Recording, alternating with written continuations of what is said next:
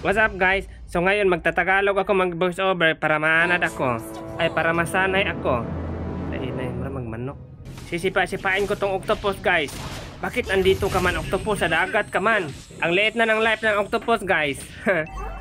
Agiin na lang di tuba. Ayaw ko sa'yo octopus, umiinom ka man ng alak. Kaya pumunta na ako sa taas. Uy, bakit nyo ko ginaganito? Magpa-picture naman ako ni Bumblebee. Buti na lang dumating si Lance. Ganda ng skin mo Lance, loyal tilador. Dito guys, sinisipa-sipa ko yung bin kasi medyo lasing na to eh.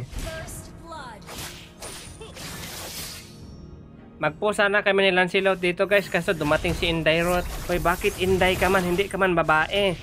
Ang ginawa ko dito guys, sipain ko to si Dairot para hindi niya makuha yung turtle sa core namin. Pero sa lasihan ako ni Inday Roth dito guys, ginamit niya yung escalator sa gilid kaya sinipa ko pa rin siya.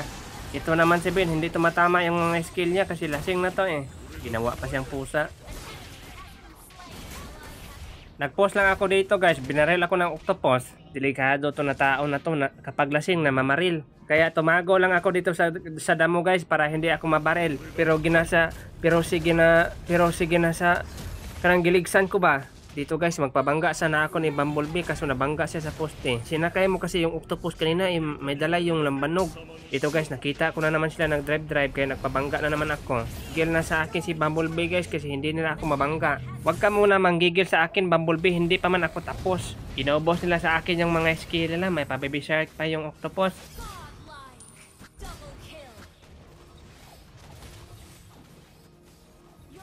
Dito guys, hinulat ko lang na bubalhin tong bata na to sa sapatos niya para sipain ko.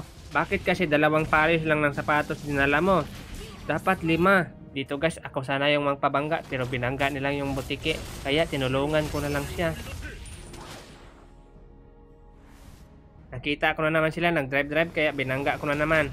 Galit na galit sila sa akin, hinahabol nila ako. May mga kasama ako dito kaya sinipa ko to si Bumblebee. Pero hindi ko na lang tinuloy kasi masakit yung tiil ko. Ay nako, ito na naman sila.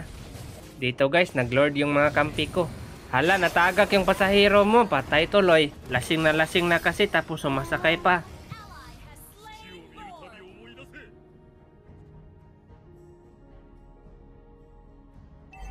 Dito guys, patitigilin ko to si Bumblebee kasi nagbangking-bangking na siya eh. Nagdala pa siya ng flashlight eh, umagang-umaga pa.